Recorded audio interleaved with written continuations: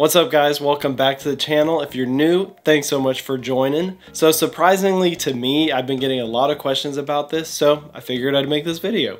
We're gonna be getting into how to deal with your files all the way from right after your shoot to getting them to your clients. I've got a really simple and safe system of how I do this, so I figured hopefully this will be helpful for you guys. So let's get into it.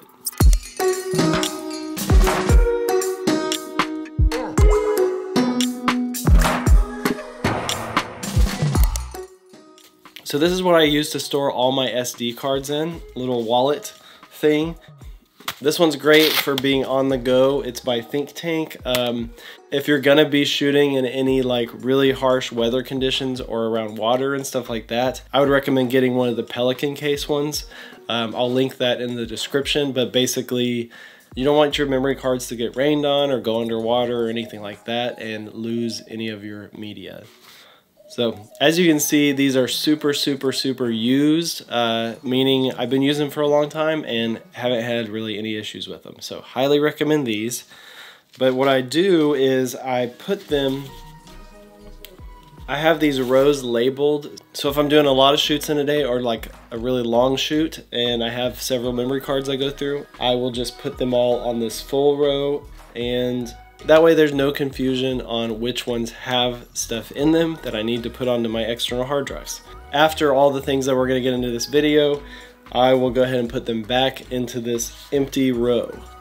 Pretty simple, but the last thing you wanna do is get that mixed up and format the wrong card or something like that. If you're just starting out, it's probably fine to just put them on your computer hard drive, but if you're doing this for work, you're gonna wanna have these backed up really nicely to where it's easy to access anytime in the future, not on your computer hard drive to where it's gonna be slowing down your computer and all that stuff. So that's where external hard drives come in handy. For the longest time, I just used these rugged hard drives. They're great, especially when I was just doing photo work. But once I started doing a lot more video work, they are a little slow. So that's when this came into the picture. This is a solid state drive that is like 4 or 5 times faster than those. So for reading and writing video files, this thing does way better. And it's tiny, so it's great for traveling with. So I back them up onto both of these, and I actually do all my editing work from the files that are on this little one, just because it's faster. The only point of having the rugged drive copy as well for me is that just in case something happens to my other hard drive, I've got a hard copy backup.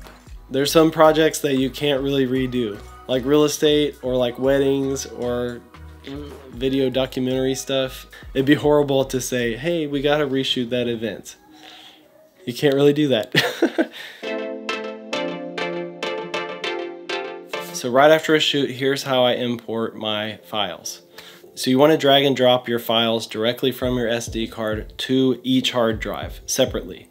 For photo projects, I like to have 3 folders ready to go.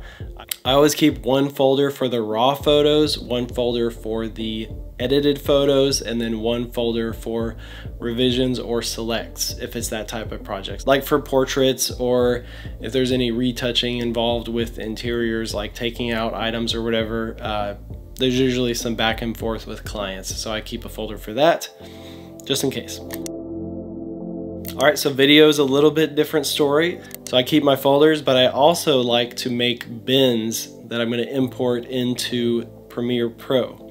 Doing this is super helpful for me in organizing my footage ahead of time so that whenever I get the stuff into Premiere, it's pretty much going to be ready to work with. So similar to photos, I like to have a footage folder, an exports folder, music folder, and a project files folder. So that way I can store all my project files in there, all my music in there, all my footage.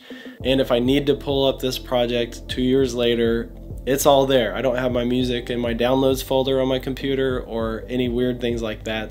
So within the footage folder, that's where I make all my bins depending on what type of footage I have for that project. So for real estate videos, I like to do this per room. So I just make a folder for each room, put put all my wide shots, my detail shots, whatever, in that folder before I get it into Premiere.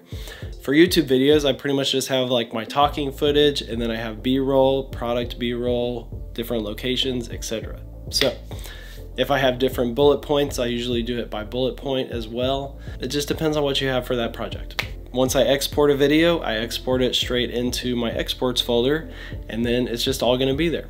Pretty simple, pretty easy. So once I'm done with the whole project, here's what I do.